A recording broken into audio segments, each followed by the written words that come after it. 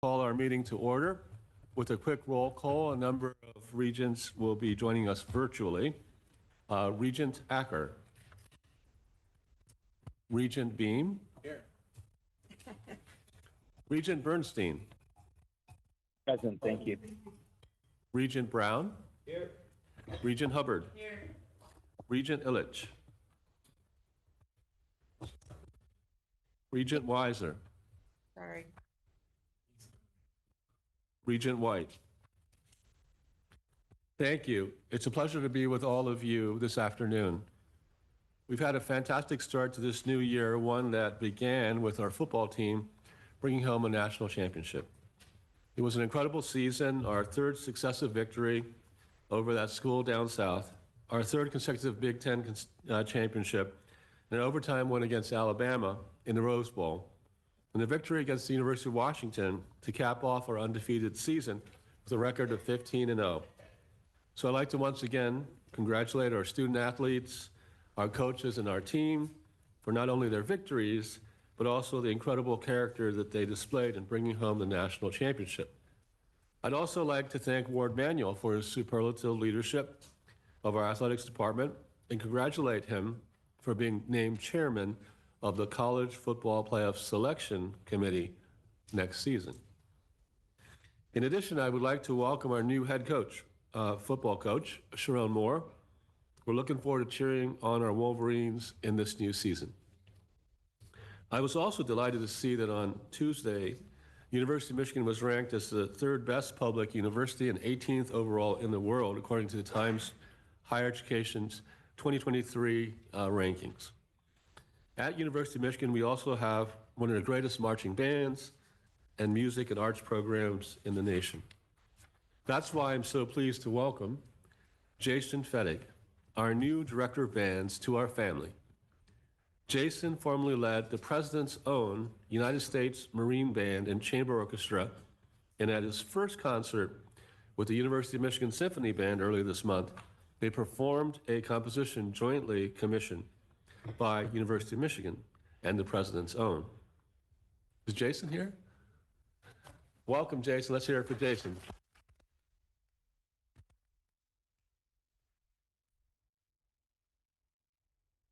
On a different note, earlier this month, I had the opportunity to visit the University of Michigan Shanghai Jiao Tong University's Joint Institute, a visit that exceeded my expectations by at least an order of magnitude. I'm looking forward to furthering our engagement with the Joint Institute to foster academic excellence, innovation in entrepreneurship, and leadership development. In January, our Automotive Research Center reached a new 5-year agreement with the U.S. Army for up to $100 million for work on autonomous vehicles.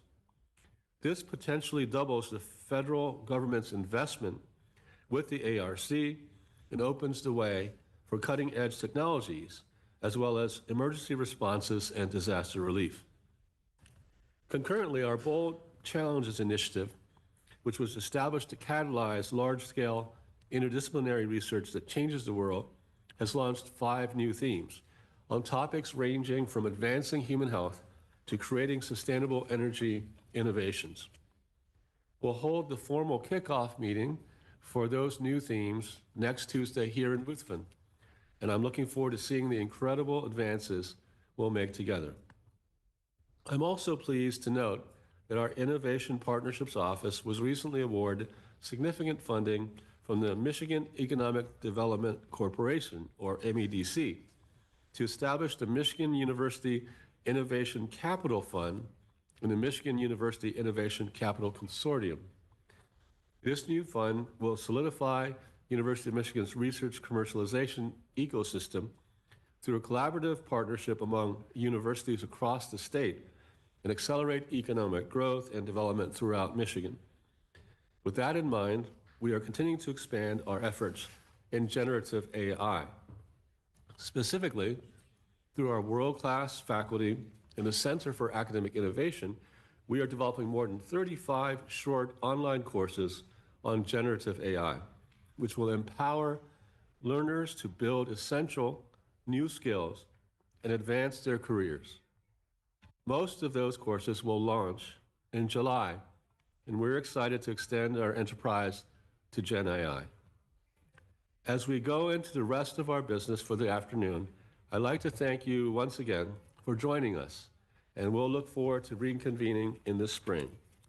I now call upon Provost Macaulay to introduce Gabriel Ehrlich, economic forecaster at UM and director of the university's Research Seminar in Quantitative Economics. Provost Macaulay.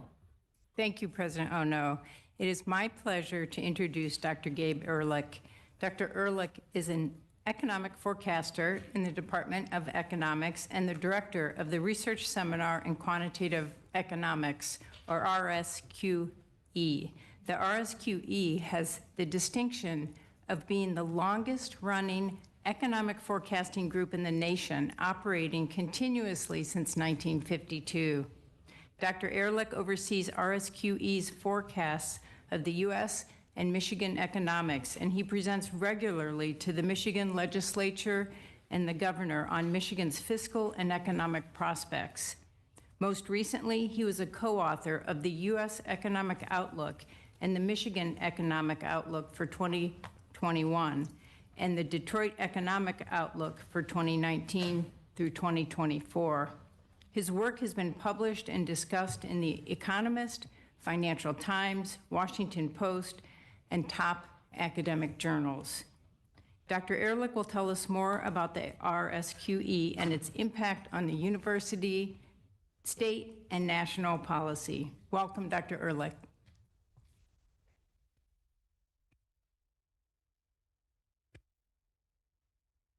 Great.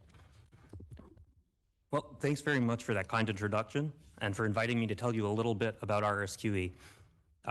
RSQE stands for the Research Seminar in Quantitative Economics, and as Provost Macaulay mentioned, we're the world's longest continuously running economic forecasting group, and we're proud to count Nobel laureate Lawrence Klein and former University of Michigan president Harold Shapiro among our past directors. We produce forecasts of the national, state, and local economies, and I have a figure here showing our most recent forecast for state tax revenues. We expect them to dip about 1.5% in fiscal 2024 before getting back to growth over the next couple of years. We also analyze economic impact and development issues around the state. We recently estimated that the strike in the auto industry last fall cost Michigan more than 35,000 jobs at its peak. RSQE's forecasts are a longstanding input into Michigan's bipartisan revenue estimating process. We presented at the state's Consensus Revenue Estimating Conference in Lansing last month. This semester, we've also appeared at the City of Detroit's Revenue Estimating Conference, the Detroit Economic Club, and a State of Economic Development event in Kalamazoo. RSQE's forecasting partners include the State of Michigan, the City of Detroit, Washtenaw and Oakland counties, the Michigan Department of Transportation, and the Southeast Michigan Council of Governments. We like to think that a good analogy for RSQE is that we do a lot of work for Michigan and its communities that the Congressional Budget Office does for the U.S. Congress. I have a graph here showing our forecast for payroll employment in Detroit. The data in this line was not published before we began our partnership with the city in 2019. We worked with the State Bureau of Labor Market Information to make this data available. We're forecasting job growth in Detroit from 2024 through 2028 with a soft patch over the next 6 months or so, as elevated interest rates pose challenges for the mortgage and auto industries. We've conducted economic development and impact analysis on numerous topics. We estimated the economic and fiscal impacts of Michigan's transformational brownfield plans for the Michigan Economic Development Corporation, or MEDC. We've also done consulting work for MEDC on how to model the impacts of the Michigan Business Development Program. We were especially proud that President Biden cited our study of the impacts of the Great Lakes Restoration Initiative. We estimated that every dollar the federal government spent on the program would create about $3.35 of economic activity in the region. Our analysis of the economic impacts of the Healthy Michigan Plan, which is Michigan's expansion of Medicaid under the Affordable Care Act, was published in the New England Journal of Medicine. RSQE also hosts the university's annual Economic Outlook Conference right here on campus. And this year's conference will be our 72nd, and it will take place on November 21st and 22nd. And we'd be thrilled to see all of you there. Off campus, in addition to our role at the state and Detroit revenue conferences, We also present at Governor Whitmer's and before that, Governor Snyder's annual economic outlook briefings, as well as speaking frequently with business, trade, and community groups. Finally, we're very proud to play a role in the university's pedagogical mission. In the corner of the slide here, I've got a picture of a career event we hosted for economics students as part of our Outlook conference. RSQE is lucky as well to be able to draw on the talented graduate students in the economics department as research assistants. Our GSRAs have gone on to positions at institutions such as the US Treasury, the Federal Reserve, and the World Bank, in addition to academic placements. And I had the chance to work at RSQE as a GSRA myself before going on to work at the Congressional Budget Office. I was thrilled to come back to Ann Arbor to serve as the director of RSQE. We appreciate the university's ongoing support for our mission and our work, and thanks again for giving me a chance to tell you about it.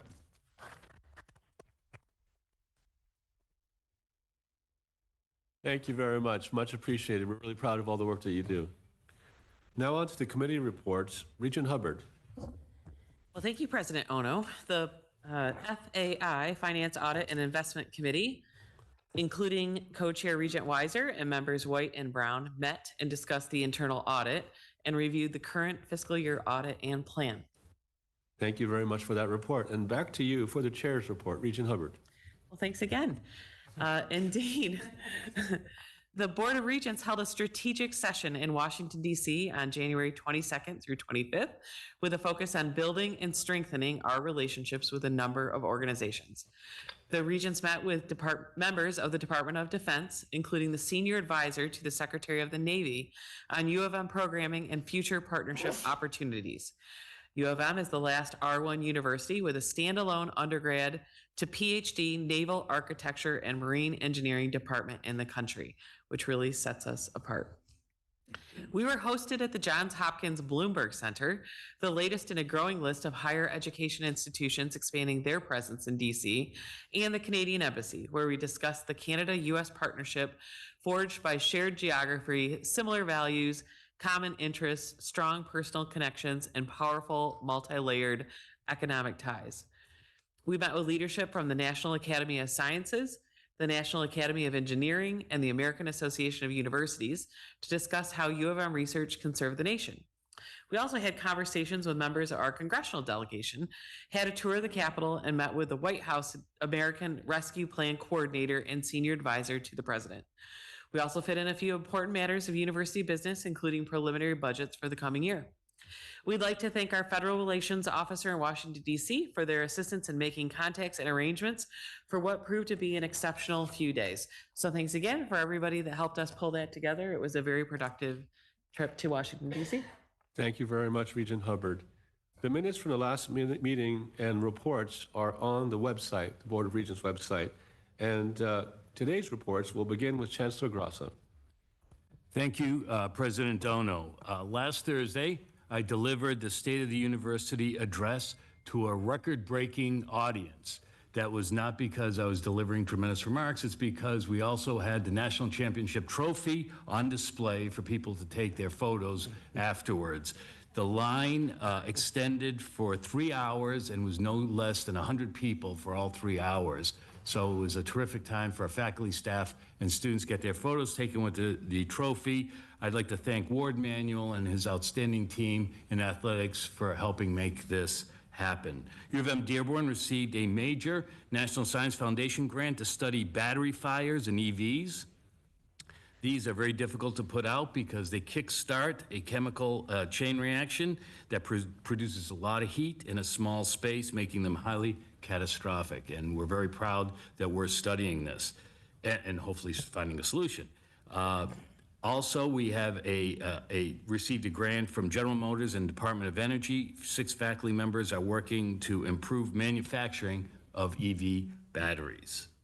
On the medical school front, we had a terrific year of getting our students admitted to medical school. We had a 62% acceptance rate to medical school. The national average is in the low 40s, so that's a 50% increase over the national average for acceptance to medical school. 176 students were admitted. And as you know, last year, for the first time, we started offering free seasons football tickets to new students. And this was a great enrollment success. and there was an undeniable correlation between this first initiative and winning our national championship for many years. So we are now thinking of extending this to the Detroit Lions.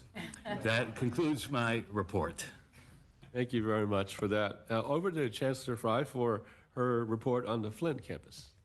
Thank you, President Ono. I am pleased to report that this semester's enrollment at U of M Flint represents an increase of over 9% from last year winter semester. Included in that number is nearly 11% increase in undergraduate enrollment and a 4.6% increase in graduate enrollment. This year's increase in winter enrollment is the first since 2015 and the largest since winter of 2010. I shared in December that U of M Flint's Hagerman Center for Entrepreneurship and Innovation was one of the 4 finalists for the 2024 Excellence in Co-Curricular Innovation Award from the United States Association for Small Business and Entrepreneurship.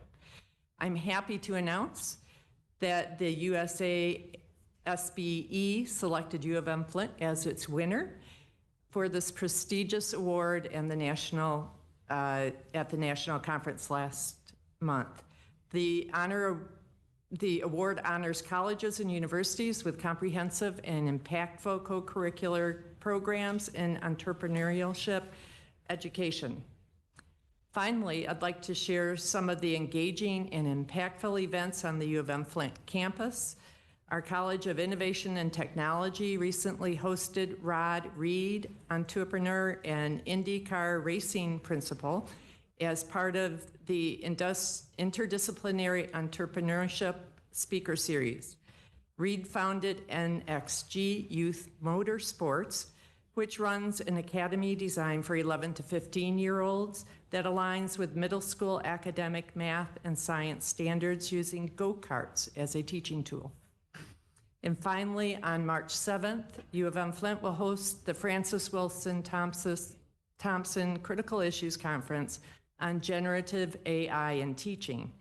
The conference will explore the implications of generative AI for learning, teaching, and academic student support.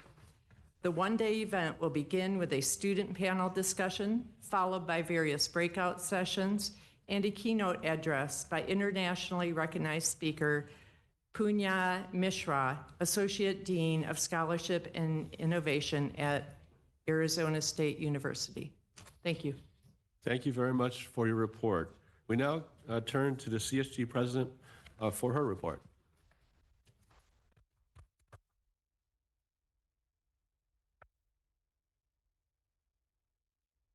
Great. Good afternoon, President Ono, members of the Board of Regents, and executive officers of the university. I'm pleased to be here with you all today and provide a brief update on behalf of Central Student Government on the Ann Arbor campus. My written remarks for this month detail our recent programming and event efforts. To summarize, at CSG, we're in the middle of a very successful funding cycle for the Student Organization Funding Committee. We've also pursued advocacy related to safety from drink tampering and roofying. And this month, we're running 2 events with a mental health and well-being focus, and we're participating in voter engagement efforts ahead of the Michigan primaries. I encourage you all to read through CSG's written report for more details, and I'm going to use the remainder of my speaking time today to address some concerns I've heard recently about the culture of student activism on our campus, as well as student acceptance and safety. I'll start by saying that I feel really lucky to attend an institution where my fellow students challenge me to explain my opinions and listen intentionally to other perspectives. However, as a current student, I have recently been disappointed. I feel that our institution has fallen short in the last few months in making students feel safe to express disagreement with others and encouraging respectful and kind dialogue across differences. When students are being doxxed for expressing their identity-informed viewpoints, and when peaceful protests are met with vitriol from entities outside of this university, I find myself frustrated by the administration's lack of communication with and support for student leaders. I was pleased to hear about the new development of the Wallenberg Center for the Study of Anti-Semitism. Incidents of anti-Semitic rhetoric and other forms of harassment persist on this campus, and it's something which we must condemn and scrutinize. I think the center is a phenomenal step forward in addressing these things. That said, I'm sure I'm not the only person in this room who also desires a place where other forms of bias and discrimination can be thoroughly studied. I think that many students on our campus saw the investment into the Wallenberg Center as a prioritization of one group's well-being over others on our campus. And I would encourage you all to continue thinking about ways we can combat forms of bias and discrimination other than anti-Semitism, particularly for our Arab and Muslim students who have faced incidences of Islamophobia on our campus for decades, and in particular since October 7th. I have also heard many concerns recently about protests on campus making students feel unsafe. Student Life has mechanisms in place for students to report campus climate incidents, and this is a reliable way to verify whether there are truly safety concerns on our campus right now. If you've received communication from any individual external to this university informing you that students on this campus feel unsafe, I would urge you to talk to Student Life staff, or better yet, ask a current student how they feel, before assuming that this information reflects reality. I don't want to deny that some students may be uncomfortable with the growing prevalence of protest. I just want to challenge the notion that many students feel unsafe. In these times, I've found that students have difficulties distinguishing between what makes them feel uncomfortable and what makes them feel unsafe. And I think this is an area where education is needed to encourage our students to think independently, engage cross-difference, and do so with compassion and humility. This is also an area where we need our university's leaders to serve as a model and to live out the values expressed in the recently approved Diversity of Thought and Freedom of Expression statement. It is my and many of my fellow students' opinion that our university's leadership has a long way to go in meeting conflict and controversy with understanding and reason, and refuting our opponents rather than refusing them a platform. I hope we can all strive to better employ these pillars of productive dialogue. As you know, our door is always open, and we look forward to working alongside all of you to make our campus a place where all students truly feel supported. On behalf of CSG and the student body, I'm grateful for your time today. Thank you.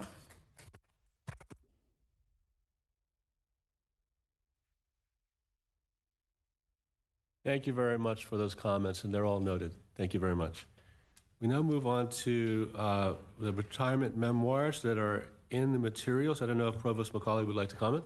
Yeah, I'd like to highlight one individual. So Frank J. Ascioni became a faculty member in the College of Pharmacy in 1977. He's also a graduate of the University of Michigan, where he received his BS and PharmD from the college and his MPH and PhD from the School of Public Health. In 2004, he became Dean of the College of Pharmacy and served with distinction until 2014. Professor Ascioni has published extensively on drug policy and the FDA regulatory process, the decision-making abilities of healthcare institutions, and the impact of direct-to-consumer pharmaceutical advertising. Dean Ascioni was the founding director of the Michigan Center for Interprofessional Education. The IPE Center is focused on educating students across multiple health professions together, with the goal of enabling effective interdisciplinary understanding and collaboration.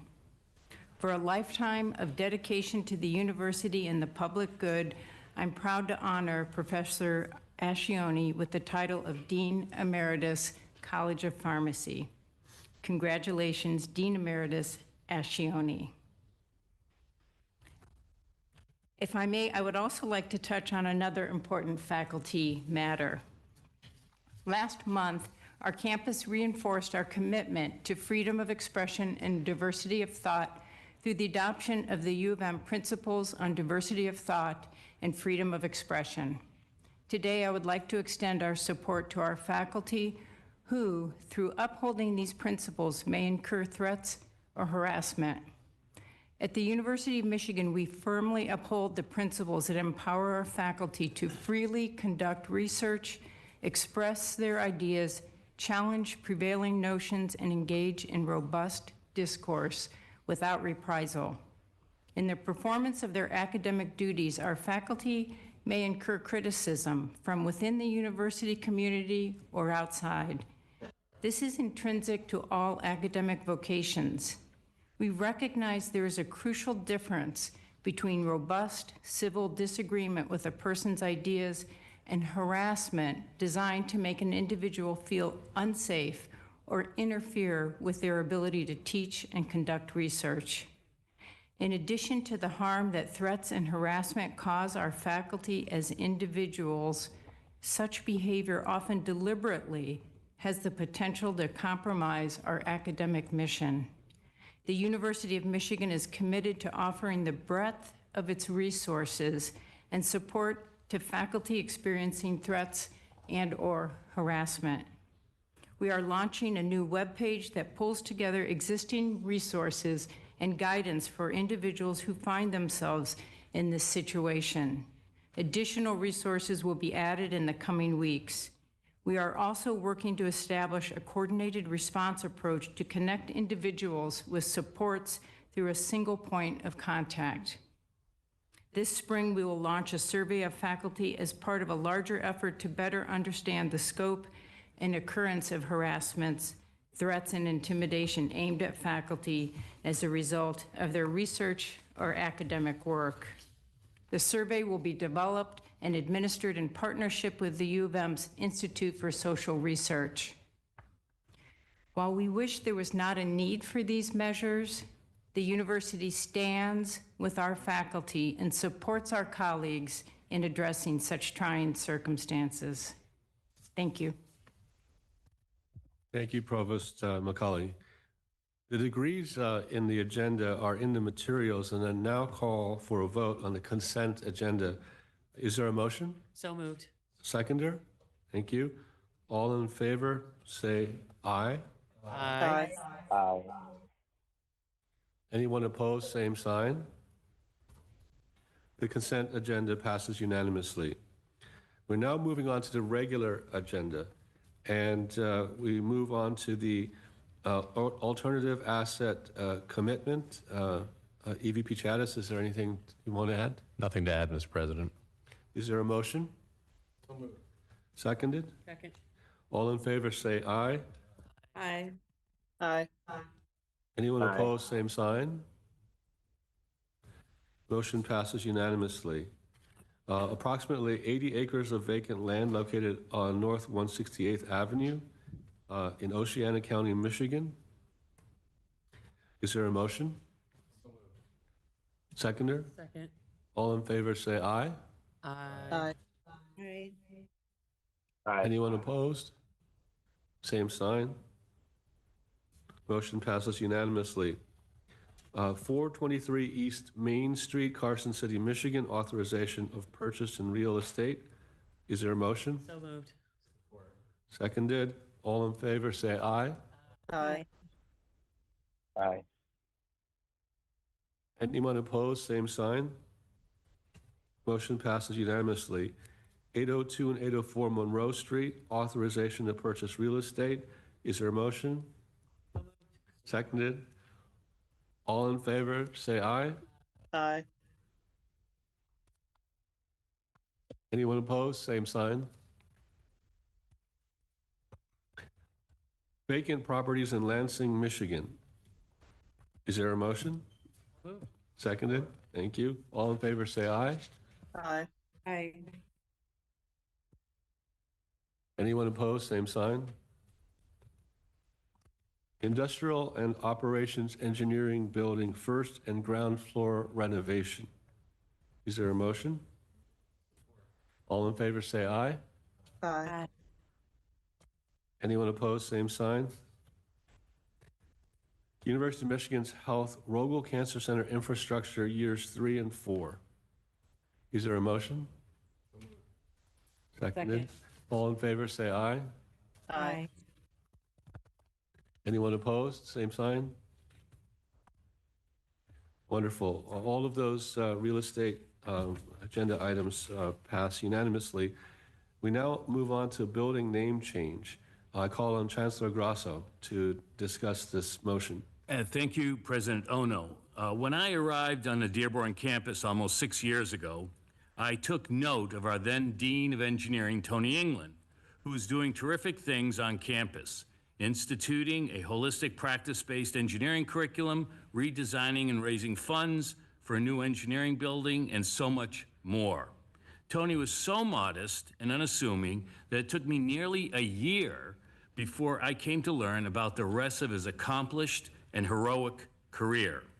Tony not only transformed the lives of our engineering students and influenced the design and construction of our premier engineering facility, but he played a central role in a crisis that captivated the attention of the nation. Tony, one of the original Apollo astronauts, helped save the Apollo 13 crew from disaster. This key moment in our country's space history was featured in Ron Howard's movie starring Tom Hanks. Tony was there in the control room when the astronauts in the space capsule radioed what has now entered the lexicon of great American colloquialisms. Houston, we have a problem. It was Tony who, with other engineers, scrambled to design the lithium hydroxide canisters that scrubbed the carbon dioxide from the capsule atmosphere, helping the astronauts safely back to Earth. And it was also Tony who talked the astronauts through the process of building and installing the scrubbers in space. He explained the process to the public through press conferences that can still be watched on YouTube, and I encourage you to do that. Tony later flew on his own space mission. I am pleased to recommend the naming of our engineering lab building at U of M Dearborn in honor of Tony England, Dean and Professor Emeritus of the U of M College of Engineering and Computer Science. Regent Weiser? Seconder? Support. Any comments? Okay. All those in favor, say aye. Aye. Aye. Anyone opposed, same sign. The building name change has been approved unanimously. Thank you.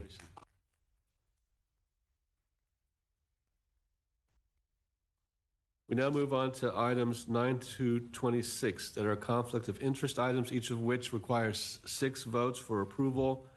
Does any regent have any questions about a particular item?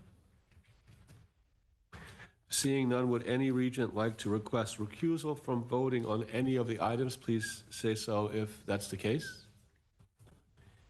I now call for a vote on items 9 through 26. Is there a motion to approve? All those in favor say aye. Aye. Aye. Anyone opposed? Same sign. Items 9 through 26 pass unanimously. We now move on to the new graduate degree program in the College of Pharmacy. Provost McCulley, any comments? Nothing to add. Is there a motion to approve? Seconded? Second. All in favor, say aye. Second. Aye. Aye. Anyone opposed, same sign. Then approval to establish a new academic department, University of Michigan Dearborn. Chancellor Grasso, is there anything you'd like to add? Nothing to add. Thank you. Is there a motion to approve? Seconded? All those in favor, say aye. Aye. Aye. Aye. Anyone opposed, same sign. The new academic departments have been established. We now move on to public comments. VP Churchill. Yes, thank you. I'll read some introductory remarks, which is a reminder that this is the public speaker portion of the meeting. As part of the regular board meetings, the regents do set aside time for individuals to present comments to the board. We also have a portal through which people may submit comments. The board does not generally respond to comments during public comment session, as topics may require study and analysis and recommendations from executive officers and others. The public board meetings are formal events convened under Article 8, Section 4 of the Michigan Constitution. In keeping with reasonable and appropriate norms of decorum, all attendees, including speakers, are expected to treat others with respect and civility. Individuals who are approved to speak are expected to speak to the topic that was submitted during the registration submission, truthfully disclose any relevant organizational ties during that submission, and promptly cease speaking at the end of the allocated time per speaker. Speakers who do not adhere by these rules may be precluded from addressing the board during the public comment portion of future board meetings. This is in addition to guidelines that are on the website.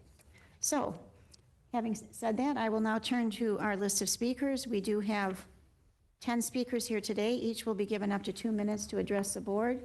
Our first speaker is Jacqueline Miller.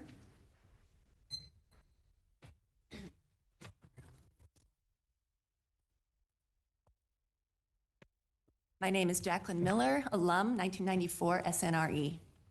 I'm one of many alumni demanding that the university end its harassment, threats, and criminalization of student leaders for mobilizing against occupation, apartheid, and genocide.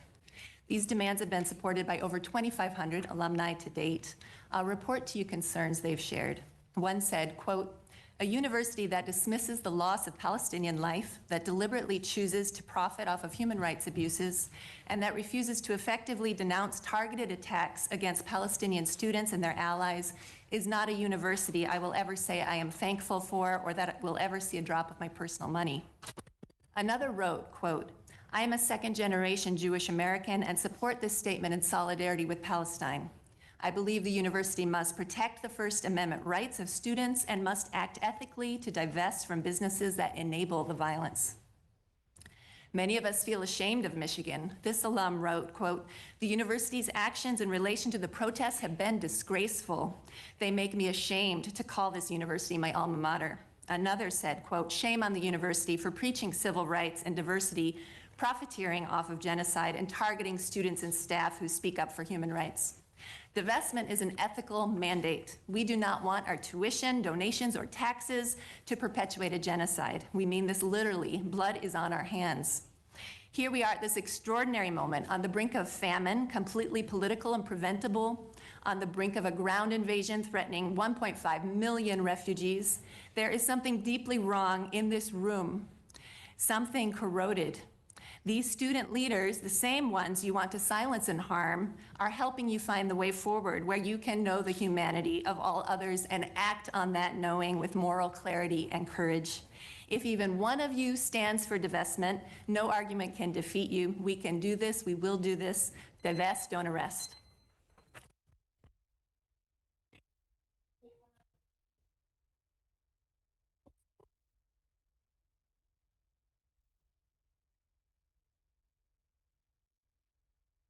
My name is Tala Dahbour, and I'm a proud alumna of the University of Michigan Students Allied for Freedom and Equality. I was a student during the 2014 divestment campaign calling for the university to divest from companies profiting from human rights violations against Palestinians, which, much like today, mobilized a multicultural coalition of hundreds of students to engage in, as this board has previously phrased it, issues of great societal consequence. In 2017, I was elated to hear that the CSG had passed a divestment resolution, yet that feeling was quickly extinguished. This body undercut the overwhelming support in favor of divestment, stating very plainly, quote, "We strongly oppose any action involving the boycott, divestment, or sanction of Israel," unquote.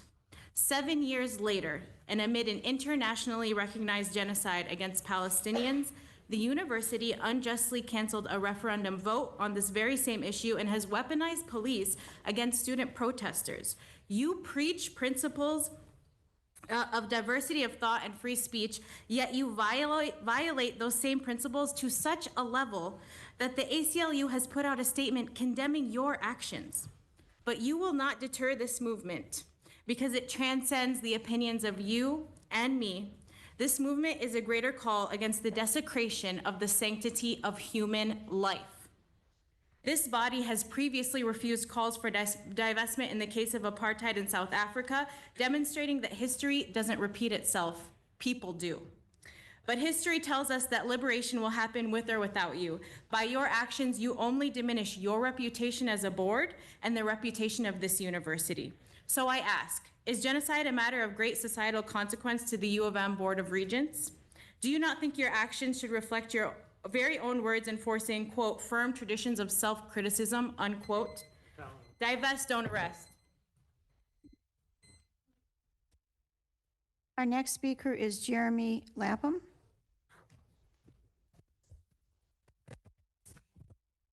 Hi, I'm Jeremy Lapham. I'm a nurse practitioner for Regional Alliance for Healthy Schools. I'm also the chief steward for the M&A UMPNC, the Advanced Practice Group. Longtime Ann Arbor resident, have kids in the district. I'm coming to you today to express significant concerns about the decision to close the Ross Health Center at Pathways to Success Alternative High School here in Ann Arbor. The decisions, like potentially driven by financial or strategic considerations, neglects to appreciate the indispensable role that this clinic at Pathways fulfills in our community. It's not merely a facility, it's a critical support system, especially for those utilizing its vital safety net health services. And this is in Ann Arbor, where the University of Michigan does not pay taxes. The presence of Pathways Clinic there, it serves as a testament of the university's commitment to serve the public good and advance societal well-being. So the impact of the closing of this clinic extends far beyond losing a physical location. It means the loss of essential services provided by 2 social workers, several dedicated nurse practitioners, and physicians. These professionals play a pivotal role in addressing the physical and emotional health needs of this vulnerable population. Their departure will leave a significant void in accessible healthcare services and further exacerbate the challenges faced by youth in this community, especially coming out of COVID. And this is at a time when the university is broadening its reach. I just heard we're buying properties, we're building hospitals, and acquiring building facilities. The closure of Pathways sends a message that the starkly contrasts with the university's proclaimed values of public service and community support, and it appears to be a retreat from the university's mission, longstanding commitment to enhancing the well-being of all communities, particularly those that are in most need. So I know it's a complex situation and there's a lot of things that go into these, but I want to encourage the board, hopefully Regent Brown, Dr. Runji, I know you both have some sort of ability to look into this, to consider keeping it open. It's a really important service for our community. Thank you. Our next speaker is Heather Lobb.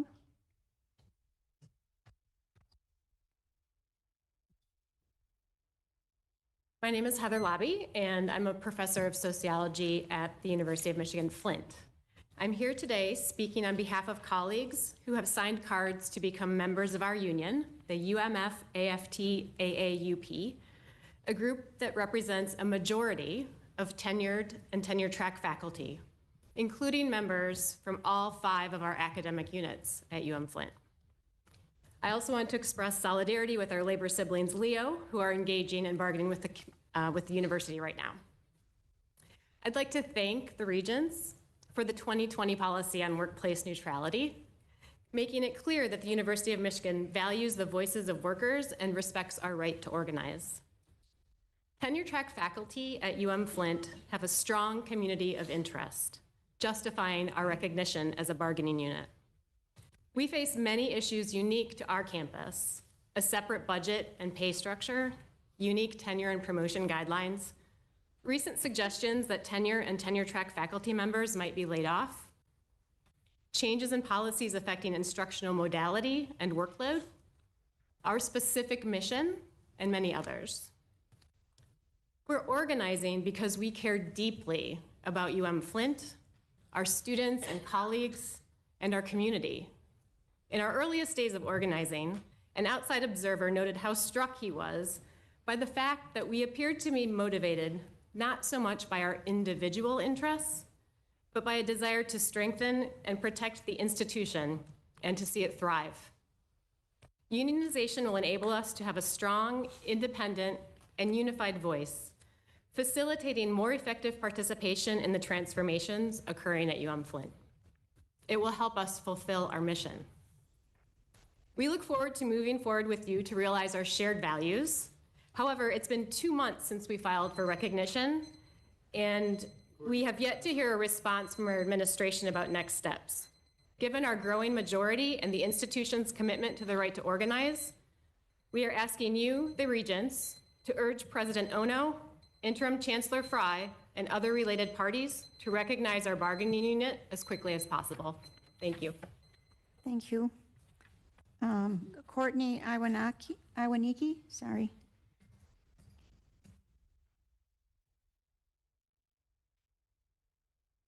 Hi, thank you for this time to speak. My name is Courtney Iwaniki, and I'm a pediatric outpatient dietitian working with children with cystic fibrosis. I have worked at Michigan Medicine for 12 years.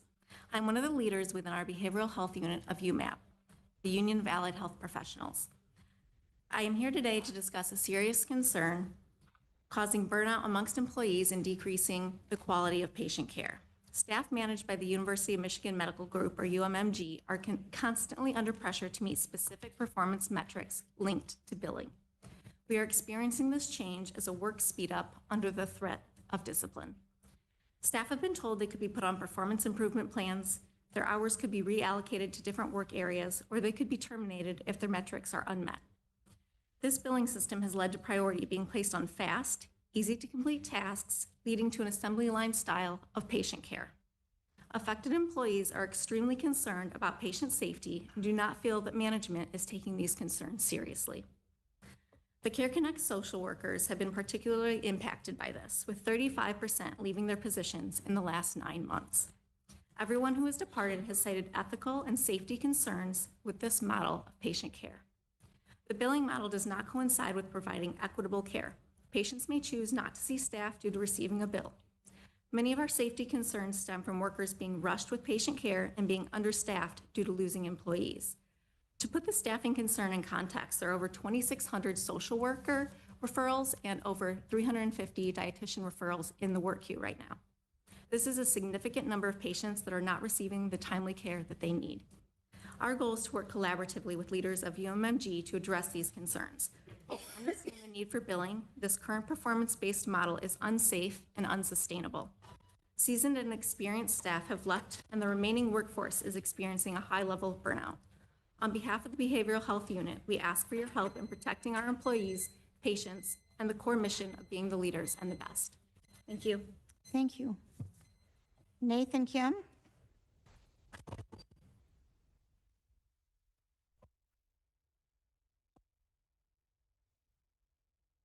Thank you for giving me the time to speak today. My name is Nathan, and I'm a PhD student in the School of Information. I'm speaking today to provide research that myself and other members of the Tidyra Coalition have conducted with regards to the university endowment. The university has a history of investing in weapons manufacturers like Lockheed Martin and Boeing, investing $169,000 to Lockheed Martin in 2018 and $7 million to Boeing in 2016. These investments themselves into publicly traded companies are unconscionable, but as you may already be aware of, the majority of the university endowment is distributed to fund managers operating in opaque ways. So it may surprise you to learn that the university has supported, by sending $245 million to the fund manager Francisco Partners, the infamous hacking corporation NSO Group, an Israeli company producing tech to spy on journalists, including the late Jamal Khashoggi. NSO Group has been blacklisted by the US Department of Commerce for its use by governments across the globe to target activists and journalists.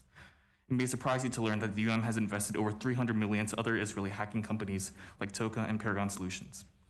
It may surprise you to learn that UM has sent what amounts to billions of dollars to weapons and drone manufacturers like Cobham and Ural, Shield AI, Skydio, and Air Robotics, as well as Israeli prison surveillance company Atenti, which has an $18 million contract with the Michigan Department of Corrections.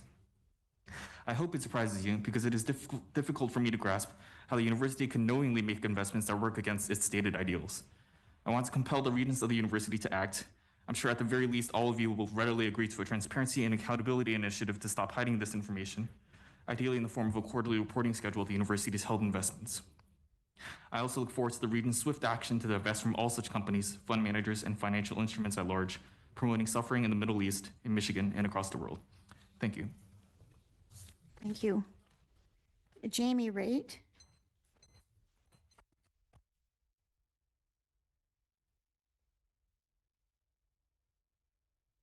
President Ono, Board of Regents. My name is Jamie Raitt, and I'm a lecturer on the Dearborn campus, where I serve as the director of the Voice Vision Holocaust Survivor Oral History Archive, and I teach courses in the history discipline. I'm also a member this year of the LEO bargaining team. I'm here today to speak about LEO negotiations and also to deliver to Provost Macaulay over 300 postcards from our LEO members that highlight their years of experience, what they love about teaching, and their support for the LEO contract demands. We seek respect in salary, benefits, and working conditions.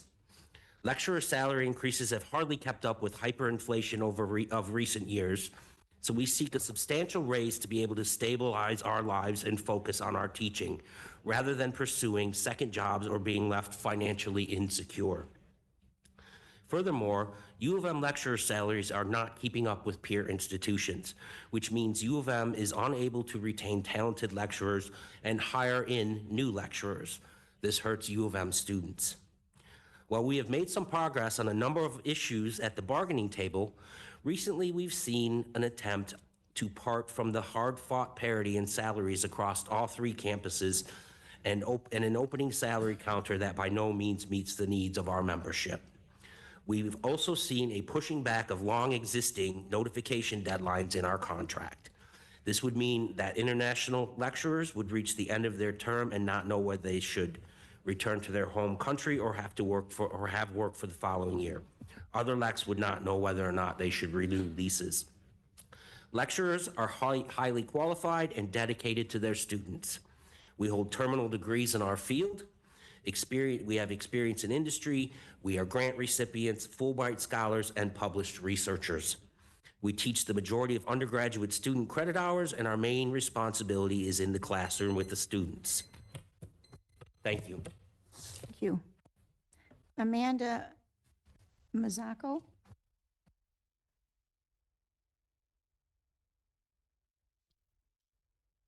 Good afternoon. My name is Amanda Mazzocco. I'm a registered computed tomography technologist at Michigan Medicine.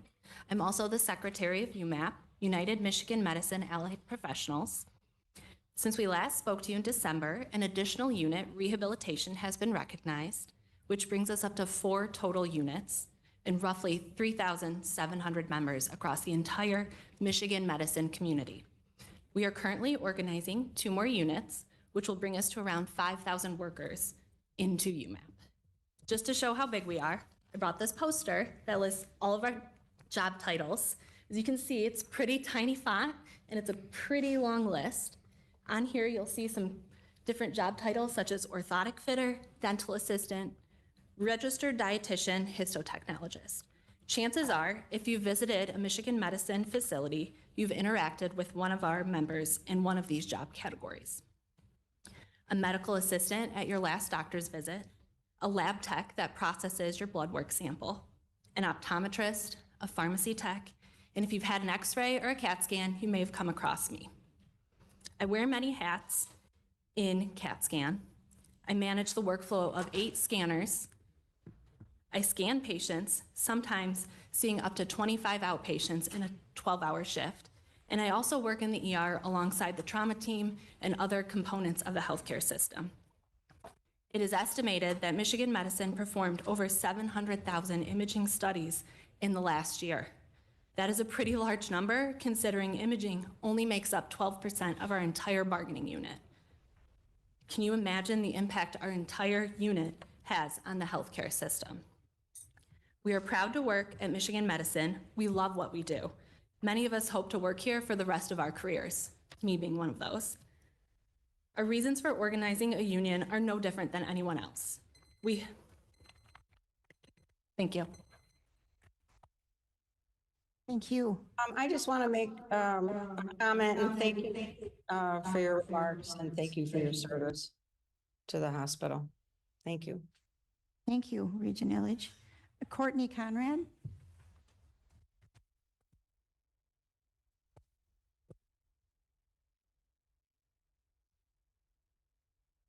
Good afternoon, ladies and gentlemen. I'm Courtney Conrad, here on behalf of Equitable Ann Arbor Land Trust, a nonprofit developer working on affordable, sustainable, and walkable housing on campus. I'm a current senior at the University of Michigan Ross School of Business, currently working on my final semester thesis. With enviable growth in Michigan R&D and new students and staff, Ann Arbor and U of M continue to be #1 in so many rankings. But the unfortunate reality is a large majority of our students, staff, and employees are forced to live outside of the city's borders due to the lack of housing. We especially see this affecting tens of thousands of our U of M health workers, graduate students, and university employees as they earn annual salaries under Ann Arbor's median income. One needs $100,000 of annual income and/or $100,000 of cash to afford any local housing options. Our team is forging a solution. We're proposing the creation of the ideal 15-minute neighborhood for tomorrow right along Fuller Road by the medical and North campuses as a public-private partnership. Based on our own research, as well as conversations with current U of M health employees, this live, work, play community is something that could significantly increase employee satisfaction across not only the health system, but the university as well. By providing low-income housing as well as reducing commute times, we provide the opportunity for thousands of individuals to afford to live here and walk to work. Given this, we consider the university one of our main stakeholders, and we aim to align our goals with your Campus 2034 and 2050 plans, as well as with President Ono's experience in economic development and the mission for the university itself. By adding 10,000 people along Fuller Road in this neighborhood for tomorrow, it would bring mental health, happiness, walking options to everywhere, and reduce expensive transit options. We thank you for listening today, and we encourage you to reach out about the renderings of our ideas. Thank you. Can I just say that I would love to I'd love to see more of your ideas. And in Campus 2050, I don't know if you've had a chance to see it. There is quite a bit of consideration for affordable housing for a workforce, but also for students and staff as well. So thank you for that, and I'd love to learn more. Definitely. If you could leave it there, I'd really appreciate it. Thank you. Thank you. Thank you. Thank you. Our last speaker today is Sheldon Freilich.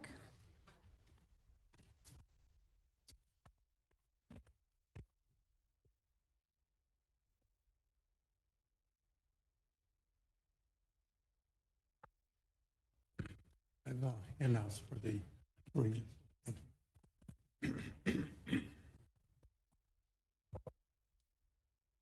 Good afternoon, or good evening almost. Honorable Regents and President Ono, thank you for the opportunity to speak today.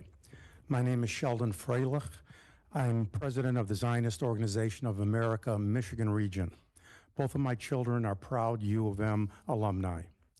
Several national reports document anti-Semitism's alarming rise on campuses, including U of M, and are detailed in my written comments, which you'll be receiving shortly. U of M must rigorously extend the protections of the Civil Rights Act's Title VI. Federal law prohibits discrimination based on religion, shared ancestry, and ethnicity, and requires that universities take concrete steps to end harassment and intimidation and to correct a hostile environment for Jewish students. We urge that U of M take immediate action against individuals and groups engaging in intimidation, threats, and assault based on ethnicity or religion, including those who support Hamas, which calls for the murder of all Jews. Unequivocally condemn and remove from campus any groups that engage in such conduct and revoke their recognition as a student organization. Fully comply with the International Holocaust Remembrance Alliance working definition of anti-Semitism, a legally binding part of federal anti-discrimination law. Educate the campus community about these manifestations of Jew hatred. Since October, the ZOA has received complaints from U of M students about Jewish student intimidation and anti-Semitism masquerading as anti-Zionism. These students fear for their safety and have become frequent targets of openly expressed hatred. Many of my other comments are in the written comments that I've handed out to be distributed. Thank you for your time. Thank you. Regent Hubbard? Yeah, thank you everyone for coming to participate in public comment today. We really appreciate it. And we thank you for being here and look forward to seeing you next month. Thank you very much. I call upon Vice President Harmon for an introduction. Thank you, President Ono. Today, I have the pleasure of introducing representatives from a really great student organization dedicated to raising funds and awareness for pediatric therapies at the University of Michigan C.S. Mott Children's Hospital. Dance Marathon at UM, also known as DM-UM, is a wonderful example of how student organizations can make a meaningful contribution to important causes across campus and our community. Student leaders, Hannah Hockman and Alvin Dong, will be presenting to us today, along with their organization's advisors, Kristen Kurtz and Shay Meyer from the Michigan Medicine Development.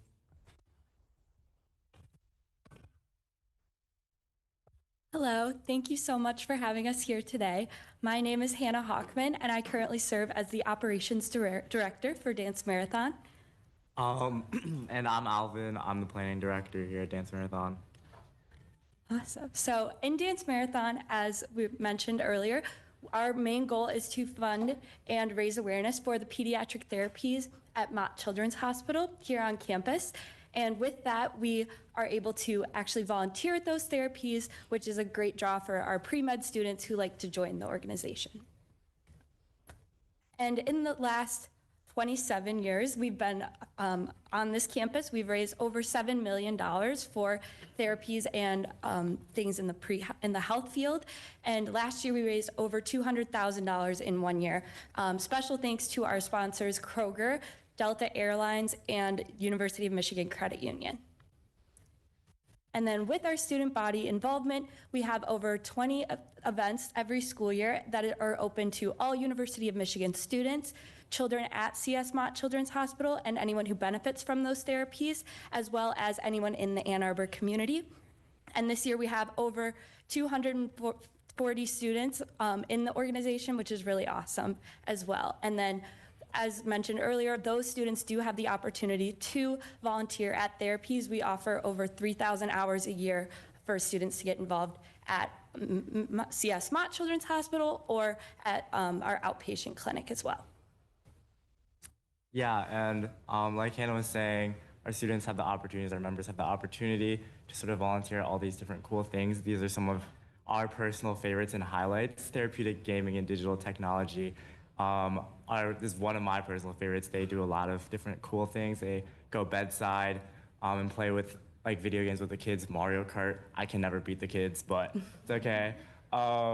Adaptive tree climbing is one that's really cool too, where you sort of can go up in the trees. We toss like stuffed animals up there with them and you can hang out with them up there as well as, and dance group as well. I personally can't exactly dance. I have a mean Cabbage Patch, but that's about it. But all these are just really cool, like enrichment therapy, like programs that we're helping support. They're sort of programs that normally like the insurance companies wouldn't help cover, and sort of these kids are able to partake in these different programs for free, which is really cool. And this is sort of what we do, why we're called Dance Marathon. Essentially, it's a 24-hour long event where we stand for 24 hours to raise awareness and support and funds for these pediatric therapies. And during these 24 hours, we have a lot of cool stuff going on. One of the highlights is for sure this like the community open carnival hour where kids come in from all over Ann Arbor and sort of hang out with us. But it's essentially a marathon. We learn dances throughout for like a 15-minute long culminating dance at the end.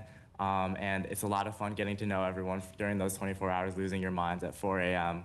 And yeah, our event this year is going to be April 6th from 10 a.m. to 10 a.m. at the Oosterbaum Fieldhouse. We'd love to see you guys there. Maybe not during those night hours, but yeah, we'd love to see you there. And if you'd like to sort of partake in that at all, definitely feel free to contact dmom.communications@umich.edu. And we're looking forward to it. Thank you. Thank you so much for that update and everything that you do. With that, Marshall? I'd like to thank you also. It's not just a great program that you and your friends and colleagues put together, but it's an inspirational program. And thank you very much.